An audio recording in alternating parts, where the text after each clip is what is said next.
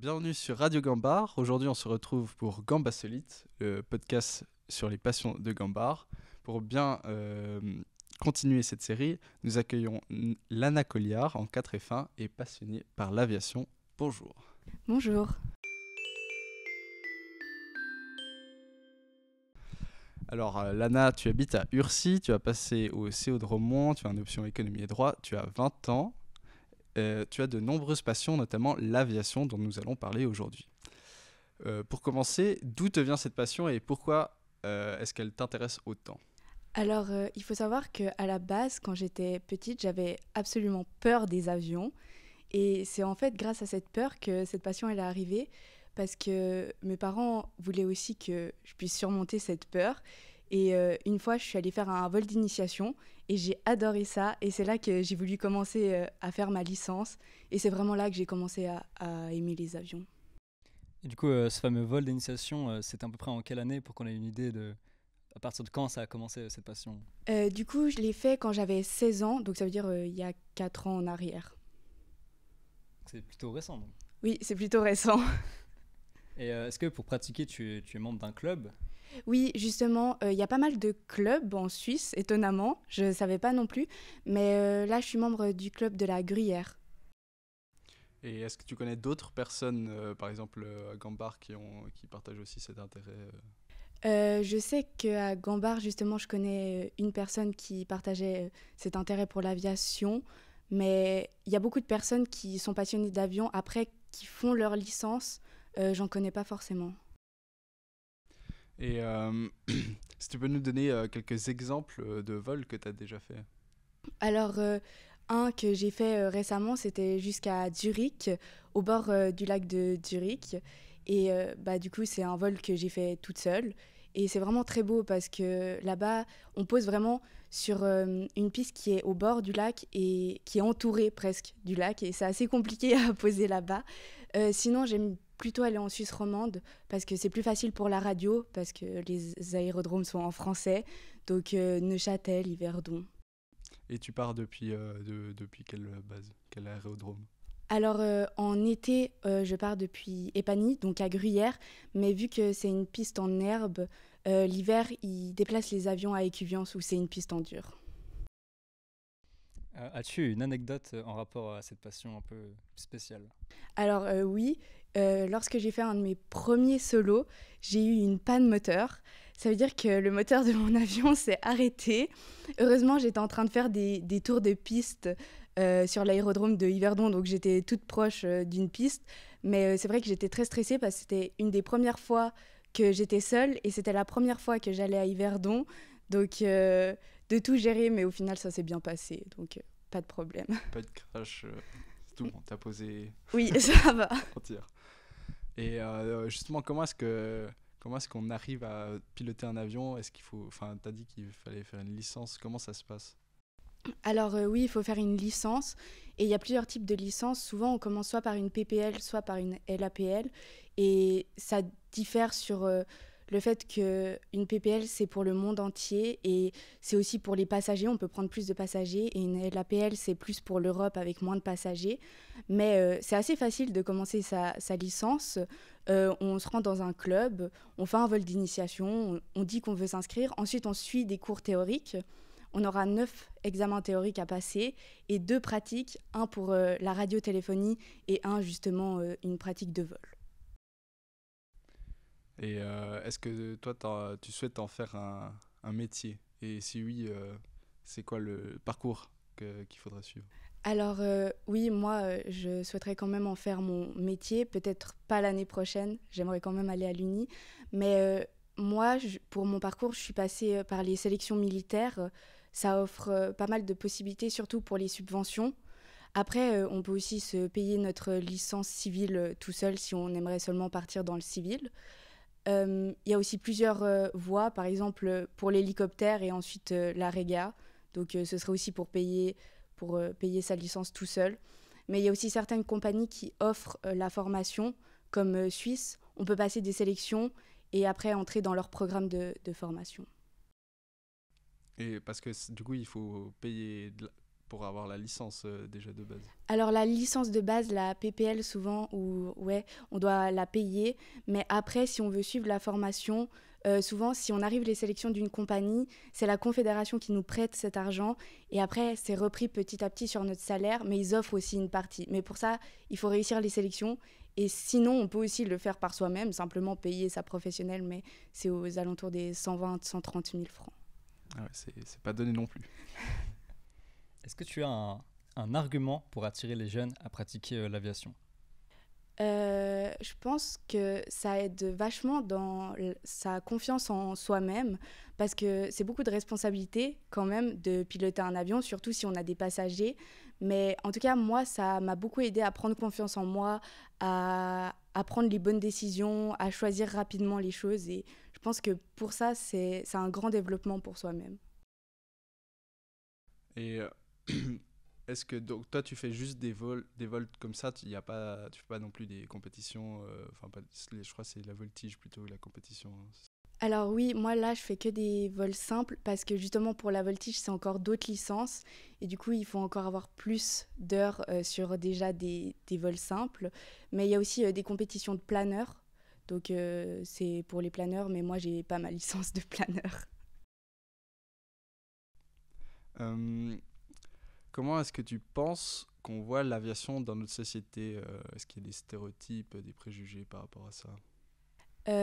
Bon, je pense que déjà, beaucoup de gens n'aiment pas forcément l'aviation à cause de l'écologie ces temps, parce que c'est une grande question et on dit que les avions polluent quand même beaucoup et tout. Après, il faut quand même savoir que l'aviation, ils essayent de faire le maximum d'efforts pour l'écologie, mais ça avance lentement comme tout. Et pour les stéréotypes, c'est vrai que souvent on pense que, par exemple, les pilotes professionnels, ils sont très peu chez eux, ils n'ont pas souvent de famille, ils sont assez froids, assez arrogants. Et je pense que ça, c'est faux parce que maintenant, justement, les compagnies font de plus en plus pour qu'on arrive à concilier la famille, le travail, etc. Donc, oui. Qu'est-ce que tu penses du fait que la patrouille suisse ne sera plus financée par la Confédération? Alors, pour moi, c'est vraiment triste parce que les F5, c'était mes avions préférés. Donc, je suis vraiment déçue qu'ils arrêtent.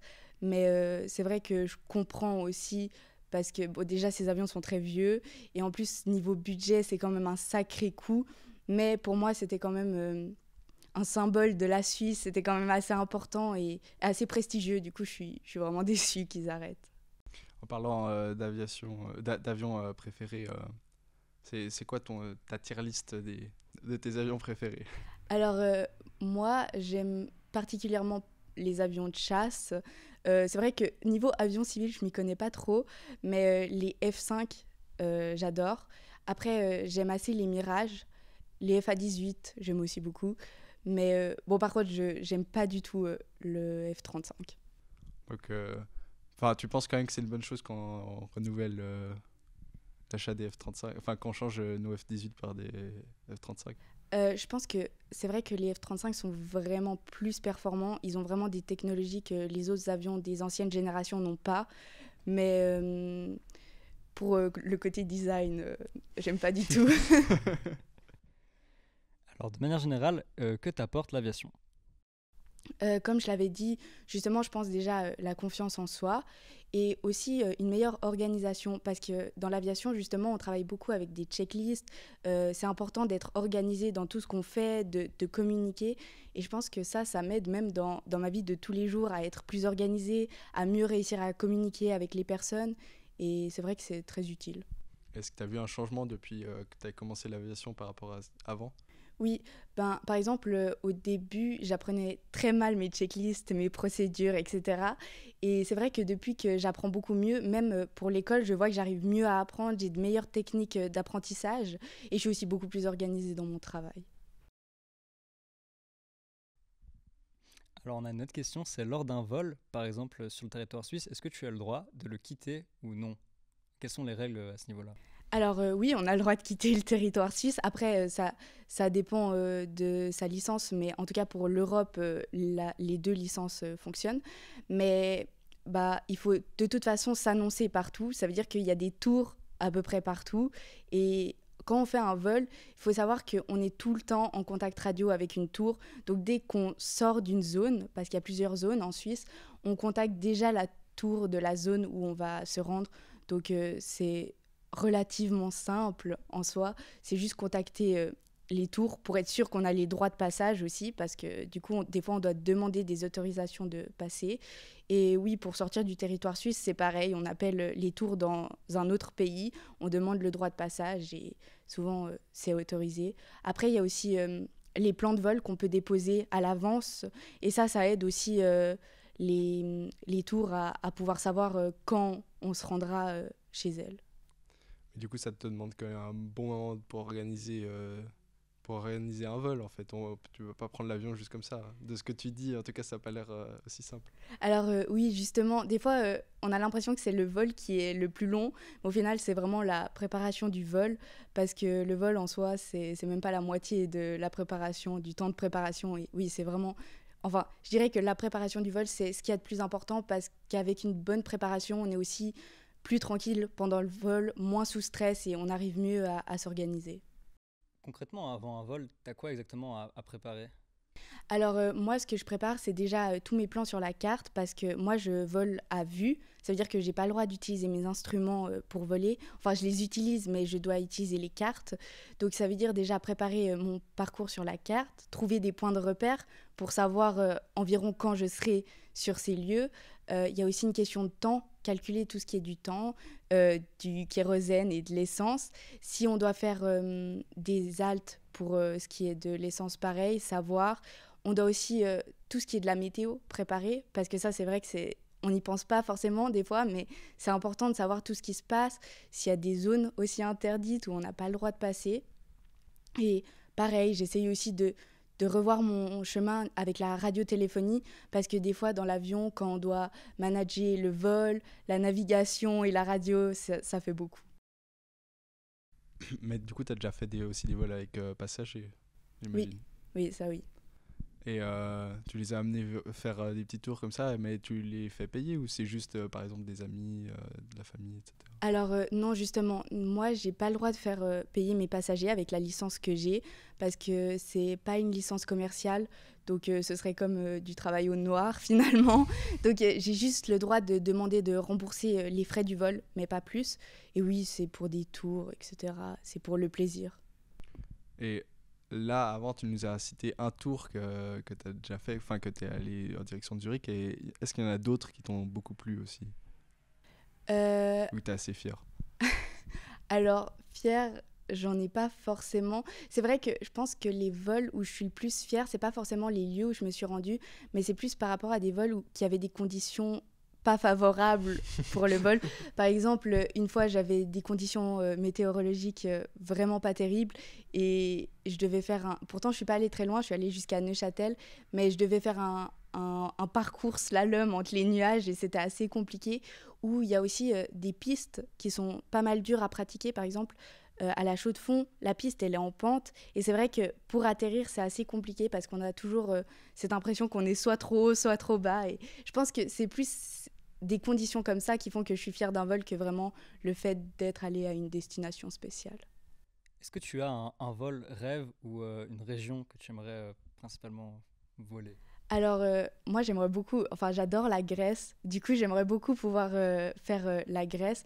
En plus, avec toutes ces îles et surtout sur l'eau, je pense que c'est vraiment quelque chose qui me plairait. Mais du coup, avec la licence que tu as, ça, tu pourrais faire parce que du coup, tu as une licence qui est reconnue au niveau européen. Oui, exactement. Après, c'est juste... Souvent, ces vols comme ça, c'est compliqué à préparer parce qu'il faut les cartes des autres pays, il faut aussi tout comprendre de l'autre pays. C'est pour ça qu'on n'en fait pas souvent. Mais oui, du coup, je pourrais faire un vol en Grèce. Ouais, alors, plus qu'à poser de date. Voilà. Moi, il y a une question qui m'est venue au cours de l'interview. Tu as parlé d'une panne moteur assez importante. Dans ces cas-là, comment tu fais pour rester calme? Alors, au début, j'ai commencé à stresser quand j'ai vu que ça allait pas. Et après, il faut toujours relativiser, je trouve, parce qu'on pense souvent qu'en avion, dès le moment où il y a un problème, l'avion va plus voler, va se crasher, etc. Mais alors, pas du tout. L'avion continuera à planer dans tous les cas. Donc, on a quand même le temps de faire les choses et il faut juste prendre le temps et penser méthodiquement. Et justement, on apprend ça durant la formation, à avoir des pannes, à avoir des problèmes. Et c'est vrai qu'on ne pense pas souvent, mais un avion, il peut atterrir à peu près partout. Et tant qu'il plane, c'est que c'est bon. Donc, il faut vraiment juste rester calme et faire aussi, on a des checklists qui nous aident. Donc, Est-ce que tu as déjà dû te poser ailleurs que sur un aérodrome? Alors non, et j'en suis contente pour l'instant. Mais c'est vrai que quand on fait la formation, justement, on s'entraîne à des situations d'urgence où on devrait poser ailleurs et on rase le sol pour faire ça. On pose pas, mais on rase le sol. Et des fois, c'est assez impressionnant. On est à côté d'habitations et c'est un peu bizarre. Mais du coup, dans les champs ou sur la route aussi ou Oui, pas? exactement. Ouais. Souvent, on essaye de prendre des champs parce que c'est ce qu'il y a de plus facile. Mais le but, c'est vraiment de poser l'avion et de pas penser à si on pourra repartir avec l'avion, mais de poser l'avion. T'as encore des questions? Bon, non, c'est tout bon. Alors, merci beaucoup de nous avoir accordé un peu de ton temps pour répondre à ces questions. Merci Et à puis, vous. à une prochaine sur Gambasoli, exactement.